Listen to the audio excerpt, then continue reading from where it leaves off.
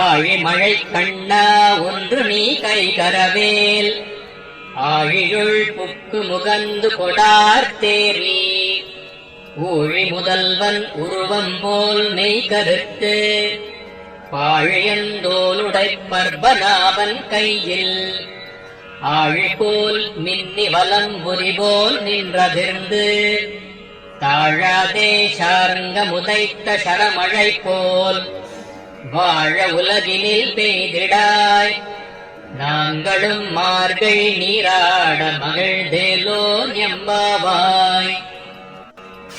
ஆழிமழை கண்ணா ஒன்று நீ கைகரவேல் ஆழியுள் புக்கு முகந்து கொடார்த்தேரி ஊழி முதல்வன் உருவம் போல் மெய் கருத்து பாழியந்தோளுடை பர்பநாபன் கையில் ஆழிபோல் மின்னி வலம்புரி போல் நின்றதிர்ந்து தாழாதே சார்ங்க முதைத்த சரமழை போல் வாழ உலகினில் பெய்திடாய் நாங்களும் மார்கழி நீராட మగిழ்దేలో ఎంబావాయ్. గంభీరమైన స్వభావము కలవాడై వర్షము కురియునట్టి ఓ మేఘదైవతమా, నీవు వర్షజలమును అనుగ్రహించు దాతృత్వములో ఏ మాత్రము సంకోచము చూపవద్దు. గంభీరమైన సముద్రము మధ్యలోనున్న నీటినంతను బాగుగా త్రాగి గర్జించి ఆకాశమునంతను వ్యాపించుము.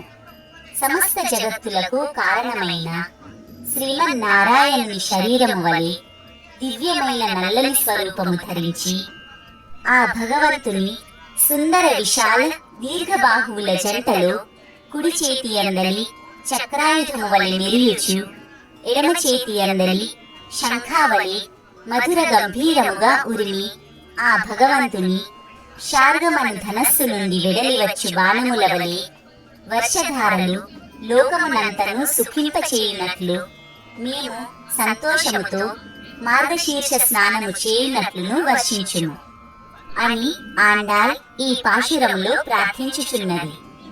వర్షము లేక పాడి పంటలు శూన్యమైన సమయంలో సస్య సమృద్ధికి పుష్కలముగా పైరులు పండుటకు వర్షపాతము సమృద్ధిగా నుండుటకు పెద్దల అనుమతితో ఈ వ్రతమును ఆరంభించారు కావున ఇలా ప్రార్థించెను.